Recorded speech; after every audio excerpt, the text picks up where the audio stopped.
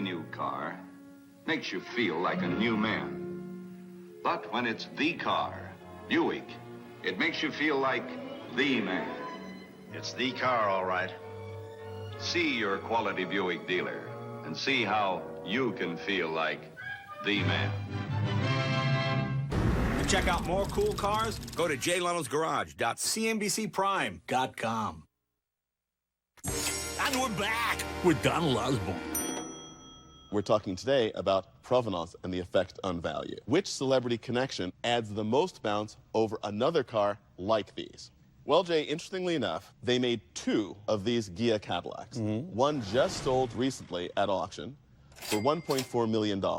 Rita Hayworth was not really a car person. However, the glamour of Rita Hayworth still applies to a car like this. So this car would probably sell for somewhere in the range of $1.9 million. You get quite a bounce from the Rita Hayworth connection. These Ferraris are very important. They only made 80 Ferrari 212 Inters, and it's got the provenance of the Ford family. It's a one-off, and it was the inspiration in many ways for the 55 Thunderbird. This car I actually appraised for the Peterson Museum back in 2011. I appraised the car at just under $3 million. Right. Today, this car would be worth somewhere around $8 million. Okay. Just for giggles here, what is the washed-up comedian's 55 Buick? Well, the interesting thing about the Buick, a car which was modified, a resto mod, patterned after your car, sold at auction last year for $21,000. Oh, well. However, Yeah, I'll be back in a little bit. The fact that this is the first car Jay Leno, a real gearhead, bought when he moved to L.A., he slept in the car, so it's got your DNA. Yeah. Yeah, well, the DNA is gone because I changed the upholstery. Nonetheless, this car, if he were ever to sell it, would probably sell for about $180,000. That's our value winner. Okay. Oh, it is. Congratulations. Well, thank you very much. Wow.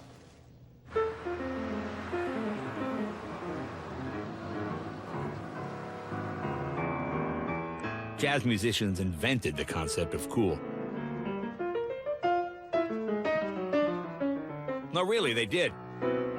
Jazz cats took one look at the rules of music and threw the whole thing out the window. And Herbie Hancock was on the front lines of this musical revolution.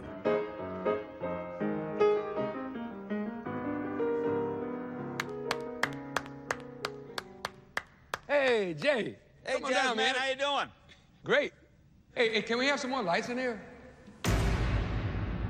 Welcome. Very cool. This is what a legendary jazz man looks like.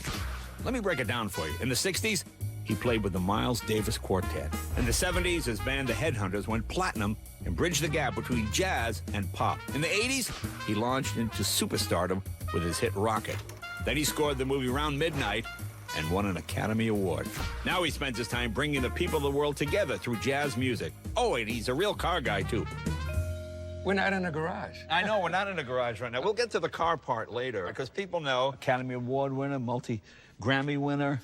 One of my heroes. Do you ever play small clubs now, or is it mostly concert halls and things? I haven't played a club in a long time. I started with Miles in 1963, and we played clubs. I mean, the intimacy of the club is really fantastic, because you're right in touch with the audience that's right in front of you, you know. And the smoke. Oh. Remember, you come out of the club and you smell like an ashtray. Yeah. And you would just see a haze, like the ceiling would be here, and the cloud would be like right here, and your eyes would water. I actually like the fact that the ceilings were low because it contained the sound. I remember somebody said it was like playing under their bed. You know what I'm talking about? So in the room, the ceiling was so low. He says, "I feel like I'm under my bed."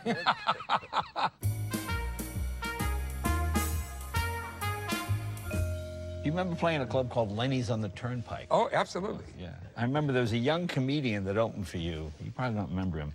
His name was Jay Leno. He had dark hair. You're kidding. No, I did. I opened for you and Miles, and I was... Really? Yes. It was fascinating because you, Miles Davis, 2 drinks, steak dinner, show, $12.95. $12.95? $12.95 with baked potato. Yeah. With baked potato? You got the baked potato. Oh, that's right. I forgot they had really good baked potato. They did have good baked potato there. Lenny's on the Turnpike. That was my jazz education. because every famous jazz act in the world came through there. And I got to see them all as close as I am to you right now. Yeah. It was a magic time. Oh, yeah. Now, the other reason you're here, you're not only legendary, obviously, jazz man, legendary car guy. You are the longest original owner of this car in the history of the world. Yeah, that's true. Coming up, wow. I had it brought around for you. Oh, it looks So you great. can check it out. We go from jazz to joyride. Still got it.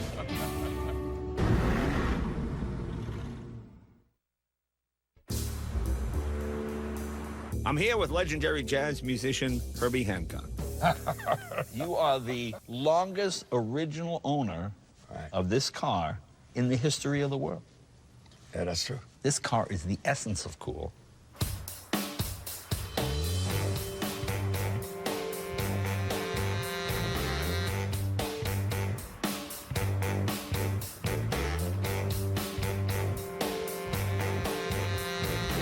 I had it brought around for you.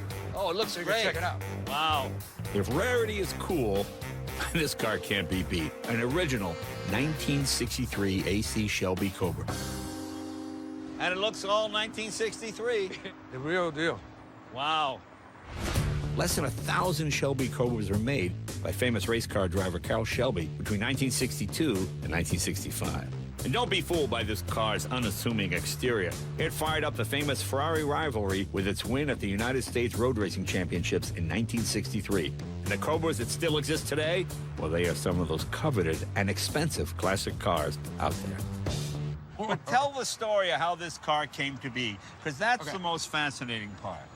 Well, I wrote this song called Watermelon Man. That's a huge hit. I actually got a big check for the publishing of the song. The big check was like $3,500. That was a lot of money in 63. Right. So Donald Byrd, who was my roommate, the great trumpet player who actually discovered me, he said, by the way, there's an American car that's been beating the Ferraris. Right.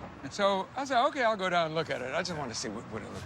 So I get down to the store, I got jeans on or something. Now, how old are you now? 22? I was 23. Okay. Salesman's there with his white shirt on and a tie. He doesn't even look up at me.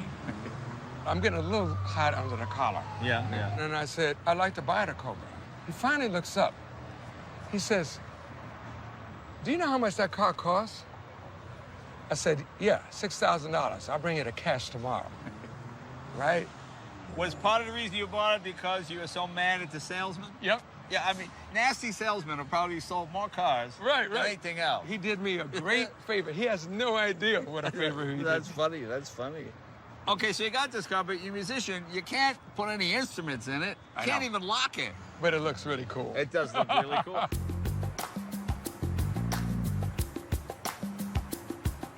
Well, let's show people what we're talking about here. Yeah. This is a very early car. This had the 260 V8. The later cars had the 289. And something really rare, it's got a two-barrel on it, doesn't it? There aren't any others like this. Yeah, I wonder why. Well, what I was told was that the first 10 Cobras that were built were all a little bit different. It's got a generator rather than an alternator. Yep. It's a nice original car that just hasn't been messed with. Yeah. Can we take it for a ride? Yeah, absolutely.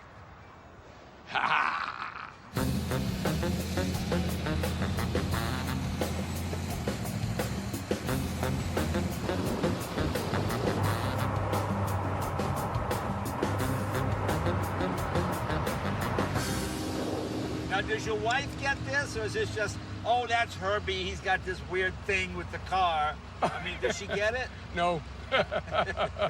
Now, Miles was a big car guy. He had Maseratis and Lamborghini. Was he a little jealous when you got this car? What do you think? Miles didn't know I had bought this car. Yeah. So after the gig was over, he said, look, I'll give you a lift home. I said, oh, thank you, Miles. I'd love to, but I drove my car here. So we get downstairs. Miles looks at my car and says, cute. Cute. Cute, right? Because he was driving, you know, a Maserati. Anyway, I get in my car, I pull up to him in his car. Light turns green, I floor it, Miles floors it. So when I get to the stoplight, I have time to pull out a cigarette, light it. Yeah. It's gonna be cool waiting for Miles. Yeah, and I'm like puffing on my head. And then Miles pulls up on the side and he says, what the heck is that? That's not exactly his words. He had another word. Right. And I said, it's an AC Cobra. Miles said, get rid of it. I said, why? He said, because it's dangerous. That's funny. And then he cut right out. That's funny. Went straight ahead. That's great.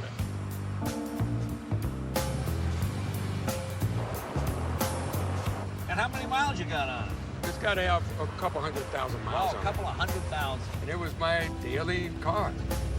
But then it stopped being my daily car when the value of it started going up. And Herbie really went out on a limb to get this thing back in 1962. He paid about $6,000 for it, which is a lot of money. But today, it's worth an estimated $2 million. Now, was there ever a point you were tempted to sell it? Like, man, I paid $6,000. It's worth $60,000 now. I should get rid of it. It was. I almost sold it for $10,000 one time. Wow. I had no idea